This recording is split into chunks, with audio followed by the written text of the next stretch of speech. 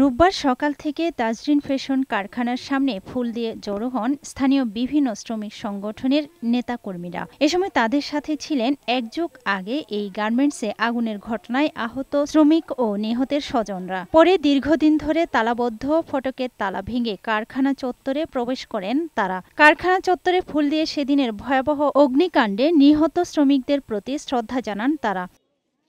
তাজরিন ট্র্যাজেডির এক যুগ অতিবাহিত হলেও এখনও নিহত শ্রমিকদের স্বজন ও আহত শ্রমিকরা পর্যাপ্ত ক্ষতিপূরণ পাননি বলে অভিযোগ করেন। তাদের পুনর্বাসনও করা হয়নি, ফলে মানবেতর জীবনযাপন করতে হচ্ছে তাদের। 12 বছর পূর্ণ হলেও কিন্তু তাজরিন শ্রমিকের আহত শ্রমিকদের ভাগ্যে কোনো উন্নত হয় নাই। এখানে এক যুগ পার হয়ে গেছে, আমরা কোনো বিচারও পাই নাই, কোনো ক্ষতিপূরণও পাই নাই। আমার পাশে আমার কেউ নেই, আমার 2 বাচ্চা আর আমার সরকারের কাছে একটা যে আমাদের ক্ষতিপূরণে আমাদের একটা এদিকে এক যুগ পরেও তাজরিন ফ্যাশনের মালিক দেলোয়ার হোসেন সহ দায়ীদের শাস্তি নিশ্চিত না হওয়ায় ক্ষোভ প্রকাশ করে শ্রমিক নেতারা। আমরা আশা করি যে তাজরিন গার্মেন্টসের এই শ্রমিকদের এই বৈষম্য দূর করে তাদের ক্ষতিপূরণ সুচিকিৎসা নিশ্চিত করবেন এবং খুনি যে দেলোয়ার তার শাস্তি নিশ্চিত করবেন।